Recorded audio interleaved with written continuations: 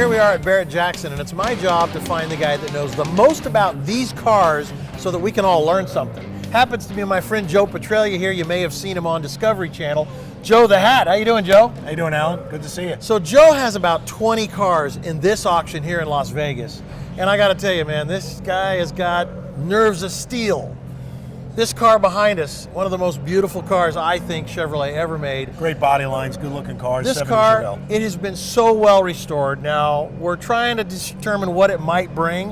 What are you thinking on this car? Well, it's a 70 LS6 Chevelle. 454 cubic inch, 450 horsepower. I mean, this is the epitome and the height of the muscle car market. 1970. It was downhill after that. Less than 3,000 were ever made. Super desirable.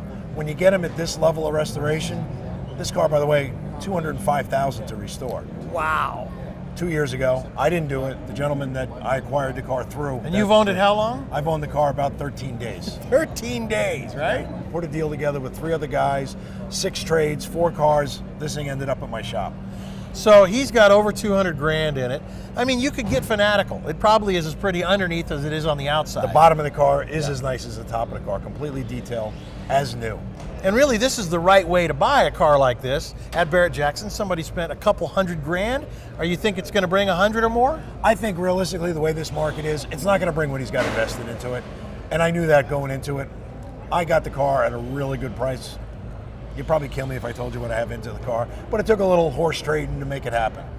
The bottom line is, at the end of the day, I think this car is going to do a 6-figure number. If I had to give you an estimate, I don't like to hex myself, I'm going to say 100 plus. Okay. My first car, one of my first muscle cars, was a Chevelle. I had a 66 Chevelle. Is there a certain year that is the most desirable? Generally, in the hobby, the most desirable is 1970. The last year for the highest horsepower was the biggest horsepower, biggest motor you could get. After 70, the LS6 went away.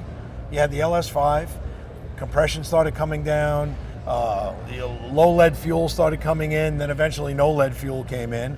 So they had to compensate for it. The government got on the manufacturers to clean up their act and get the cars to run a little more efficiently and a little greener.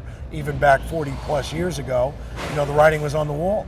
So to give you an idea, this car went from 450 horsepower in 1970 to the last year SS, which was 1973, which you could get a 454 in it, but it was somewhere down around 200 horsepower. Oh, good. So the car got whacked, 250 horsepower in a 3-year period. And that's just what happened. Well, the 70 Chevelle is one to watch. Obviously, if you own one, you may want to call RPM, Rare Performance Motor Cars, Joe Patralia. And this guy right here is the guy that knows what it's worth, and he knows whether or not he should buy it and bring it to Barrett-Jackson. Joe, we're going to see what this brings right now. Let's go. Let's see what happens at the auction block.